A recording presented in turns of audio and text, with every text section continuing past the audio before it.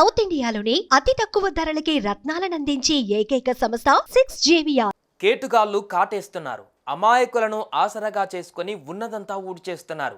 తీయటి మాటలతో ముగ్గులకు దింపి కోట్లు కొట్టేస్తున్నారు. పోలీసులు ఎన్ని మార్లు హెచ్చరించినా జనాలు మాత్రం కేటుగాళ్లను నమ్మేసి పూర్తిగా మోసపోతున్నారు. తాజాగా హైదరాబాదులో అదే జరిగింది. 517 మందిని మోసం చేసిన కుటుంబం 200 కోట్లు కొల్లగొట్టి పరారయింది.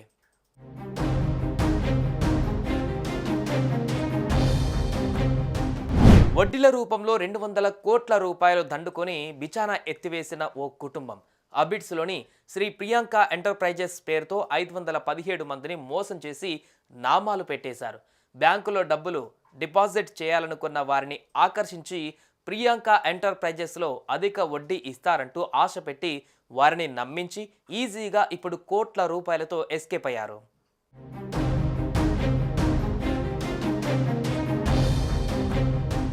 నిమ్మగడ్డ వాణిబాల అబిడ్స్లోని తెలంగాణ స్టేట్ కోఆపరేటివ్ బ్యాంకులో జనరల్ మేనేజర్గా పనిచేస్తుంది. తన పని తాను చేసుకుంటూ పోవలసిన వాణిబాల మెదడులో ఓ ఆలోచన వచ్చింది.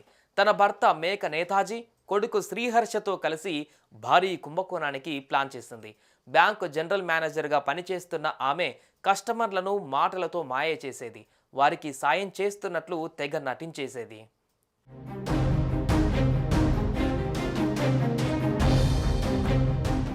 కోట్ల రూపాయలు టార్గెట్గా చేసుకున్నారు వీరు.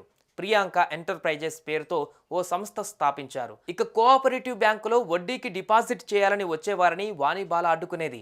వారిని క్యాబిన్లోకి తీసుకుని వెళ్ళి, సార్ మీరిక్కడ డబ్బులు డిపాజిట్ చేస్తే తక్కువ వడ్డీ వస్తుంది, శ్రీ ప్రియాంక ఎంటర్ప్రైజెస్లో ఎక్కువ వడ్డీ ఇస్తారు, నా భర్త అక్కడే పనిచేస్తున్నారు అని చెప్పేది.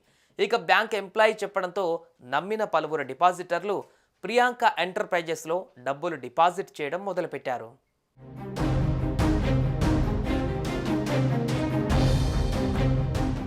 ఇలా ఒకరు కాదు, ఇద్దరు కాదు, ఏకంగా 517 మందిని నమ్మించింది. నమ్మిన వారితో డబ్బులు డిపాజిట్ చేయించి ఆ డబ్బును ఎవరికీ తెలియకుండా తన భర్త, కుమారుడి అకౌంట్లోకి ట్రాన్స్ఫర్ చేయించింది. అలా 200 కోట్ల రూపాయలు జమ అయ్యాయి. మొదట్లో అందరినీ నమ్మించేందుకు ప్రతి నెలా బాధితులకు వడ్డీ ఇచ్చేవారు.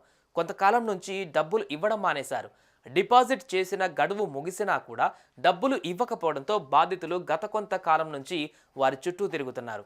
ఇంతలోనే కేటుగాళ్లు సంస్థ కార్యాలయానికి తాళం వేసి పరారయ్యారు.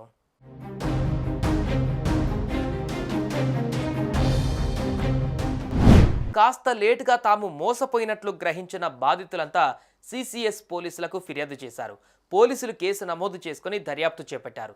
బాధితుల్లో చాలా మంది పేదవాళ్ళు, రిటైర్డ్ ఉద్యోగులు ఉన్నారు.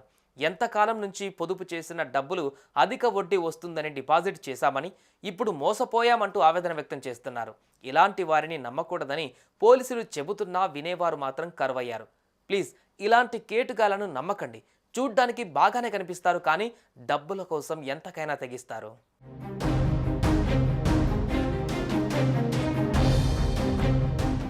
వడ్డీ ఇస్తామంటూ ఆశ పెట్టేవారు. ఇలా 517 మంది చేత ఆ సంస్థలో అకౌంట్లు ఓపెన్ చేయించి డబ్బులు నొక్కేశారు. సుమన్ టీవీలో మీ పర్సనల్ అండ్ బిజినెస్ ప్రమోషన్స్ కోసం కింది నెంబర్కి కాంటాక్ట్ చేయండి.